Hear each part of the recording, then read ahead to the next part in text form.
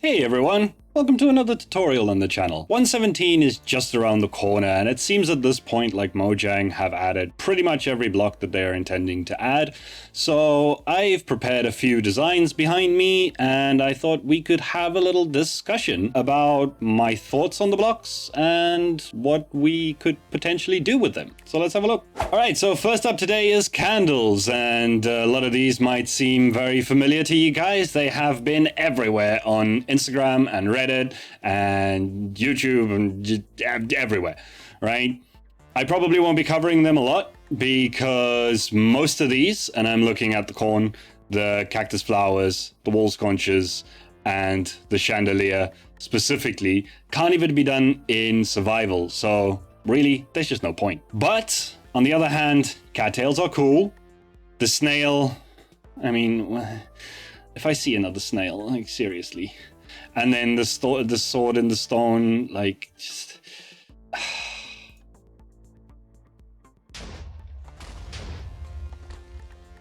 Oh look, a charred hole in the wall. Thank you, Reddit. Very cool. Moving on. We're moving on to the natural elements of the update, and I don't think I need to spend too much time on this. There are so many blocks that have been added that's going to change landscaping in Minecraft for a very long time to come. But I will show a few things. So dripstone blocks for palm tree bark, I think works really nice. Also putting some moss blocks in between the leaves and being able to put the roots hanging from them, giving you that palm tree fluff. I don't know what the technical term is, but palm tree fluff, you know what I mean. Then moss carpets, I'm sure we all know how that's going to change, lighting up outside builds for years to come. That's fantastic. Azalea bushes, really cool.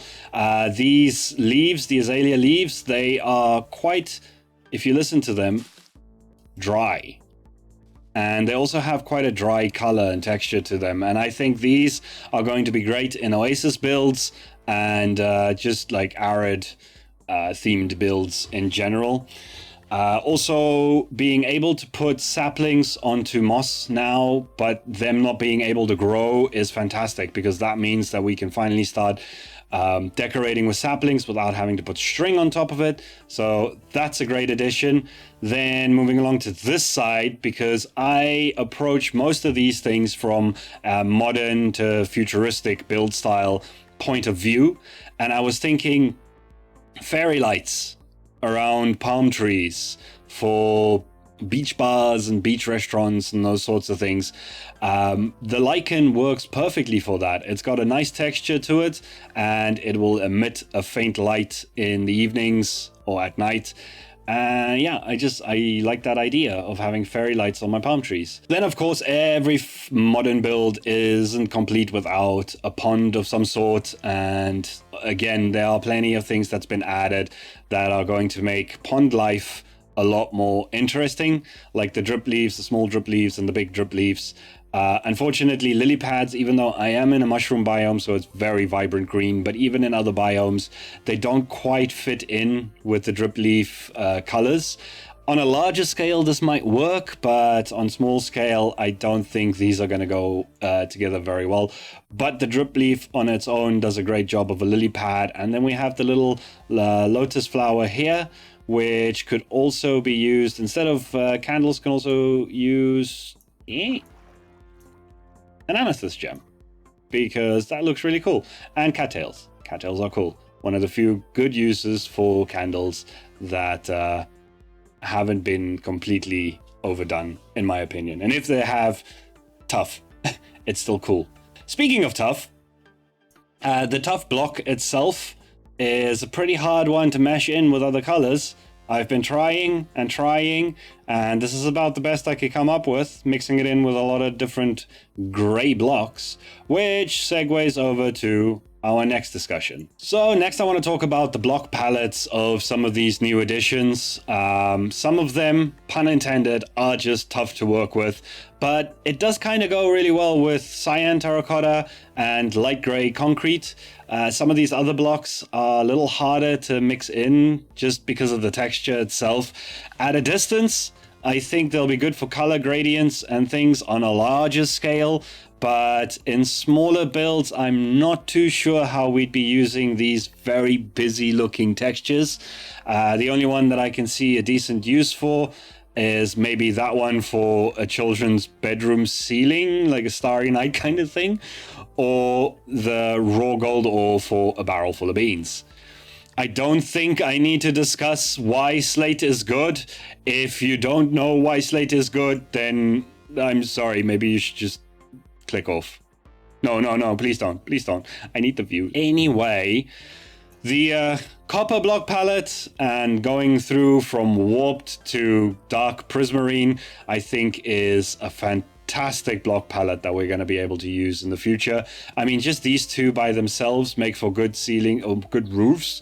But being able to mix these together is going to be fantastic. And also, finally, something we can really mix in with bedrock. If you're like me and you've dug yourself a big hole and it's gone all the way down to bedrock and you want to use it, but it doesn't really go with anything else. Now, finally, we have some blocks that could potentially be texturized with bedrock. So that's cool. Next up in our discussion of block palettes is calcite. Now, calcite's a fantastic block in and of itself. A lot of people are very excited at the marble texture and the use that that could bring to the game. In terms of white blocks in Minecraft, we don't actually have many blocks that work well together. White concrete and quartz don't really go that great together. Polished diorite, even regular diorite, don't really go well with any other white blocks. I mean, in certain situations it does, in certain situations it just doesn't. But calcite, on the other hand, tends to go really well with polished diorite, especially in a pattern form, like we have here with the wall and with the floor. It also works in a more random pattern. I think this still works pretty good. I've tried my very best to mix calcite with quartz, but I feel like unless it's a structured pattern like this one, it doesn't really suit quartz all that much. And the same goes for concrete. Where calcite does shine though is in high contrast designs like this floor pattern where I've mixed it with coal blocks. And that I think looks fantastic. And also for marble countertops. And hey, look, candles. And this time they are salt and pepper and sugar containers, because why not? Right, so next up we have copper, and this is probably one of my favorite additions to the game apart from slate. Especially the lightning rods. I think that they're going to be super useful in the future, especially considering how many textures actually line up pretty well with the copper rod. In various ways. I think those are going to be very useful for antennas and light fixtures and all kinds of crazy designs in the future. Now, we've all seen the copper piping. Everyone's excited about being able to have copper piping, and I think that's great. I do, however, feel like the texture's a little bit on the light side, but I think maybe just the darkening of the texture. If Mojang doesn't do it themselves, I'll probably just add it to the resource pack that I use and just darken it up a little bit. But all in all, I do like the idea. I think having thinner pipes is going to be great for a modern and industrial and futuristic builds. It might not entirely replace my favorite old acacia pipes because they're cool and they will always be cool.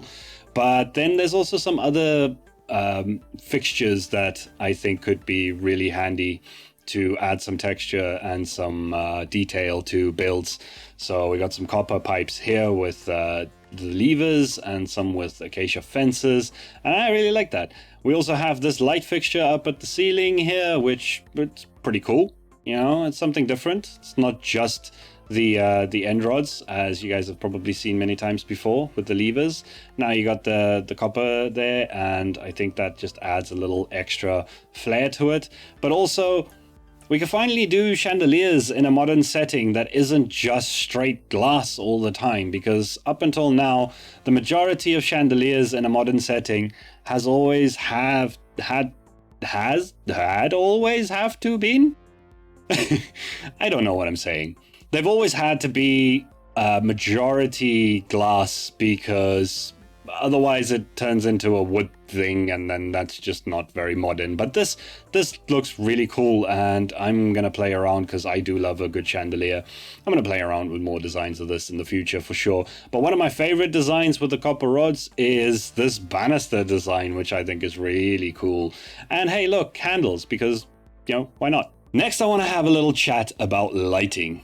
Lighting is something that's very important in most build styles, but it's specifically prevalent in futuristic and modern building.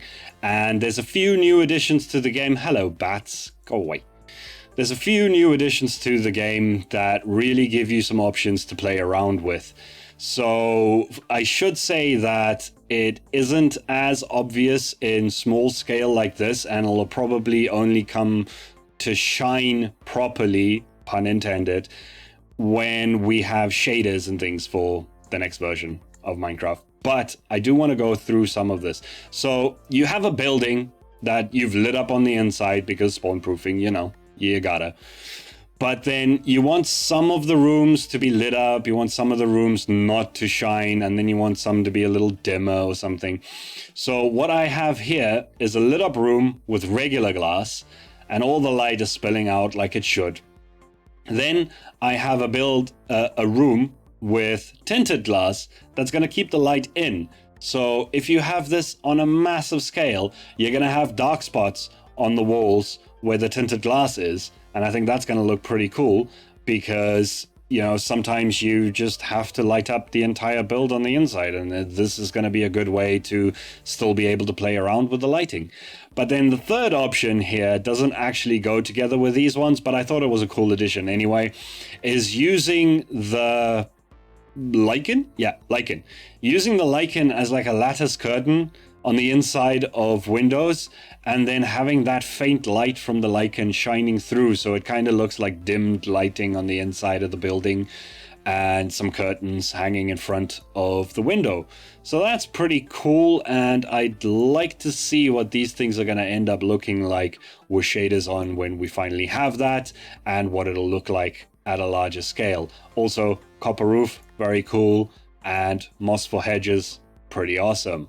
Moving on. And now we get to some furnishings for the interiors of our builds, and I've gone a little overboard with the slate, but hey, it's new. I'm gonna play with it, so why not? First of all, copper rods as table legs. I think that's pretty cool.